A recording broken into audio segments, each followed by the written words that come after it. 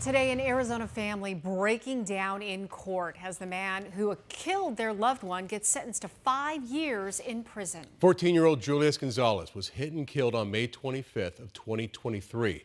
The car he was in vaulting into a palm tree at the intersection of 53rd Avenue and Grand. And the driver behind the wheel of a white truck left the scene. Good afternoon, and thanks so much for joining us for 12 News at 4. I'm Tram Mine. And I'm Troy Hayden. 12 News journalist Sean Rice. Listen as the family shed tears as they remember the teen in court this morning. Sean, what'd you find?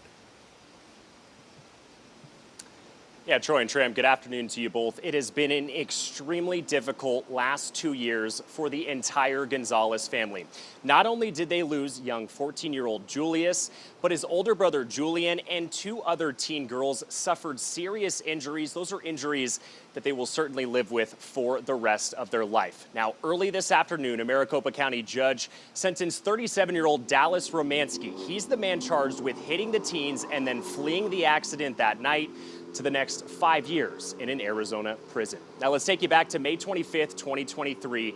This was the scene from above. Sky 12 captured the extensive damage caused to the car and sedan carrying 4 teens in total. 3 of them were ejected from the car as Julius's brother Julian tried to avoid the broadside collision with a white truck.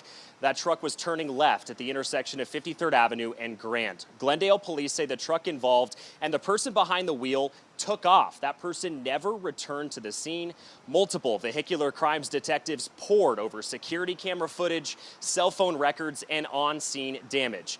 Then, in December 2024, a year and a half after the crash, they arrested Dallas Romansky for leaving the scene of that crash. Romansky has since been in custody for the last 6 months, and he pleaded guilty to every single charge he faced, setting up to today's sentencing date. In a rare and emotional move, Romansky addressed the Gonzalez family in court. He apologized for his actions that night. Take a listen. I apologize to you all for not staying to help. I didn't know the severity of it all. I hit my head really hard on the impact and was confused. I'm really sorry. If I could turn back the time and change it all, I would have stayed and helped. It is very hard to be here. And there was also a large contingent of family members in court today from both sides, the Gonzalez family and supporters of Romansky as well. There were a lot of tears from the victims and their family members as they described the immense loss of losing Julius and the medical bills, emotional turmoil experienced by the other teens involved. Julius's mom, Nellie, described her son as a lovable young kid who had dreams of becoming a professional basketball player. Those are dreams that were cut short as a result of this crash. Here is how Nellie reacted to listening to that apology from Dallas. He said he's a good person and he made a mistake. There's a lot of mistakes that people can forgive. Typically small mistakes, but killing a person, that's not a mistake, and leaving the scene. He knew what he was doing. He had a choice. He had a choice to stop and get help. Maybe my son would still be here.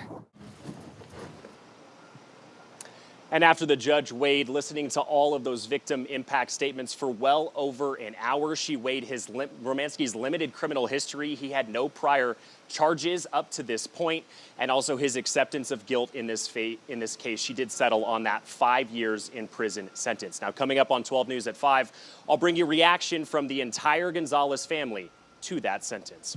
We're live outside the Maricopa County Courthouse. Sean Rice, 12 News. Sean, I can't imagine how difficult it is to, look the man in the eyes who's responsible for the death of your son. That had to be incredibly difficult for them.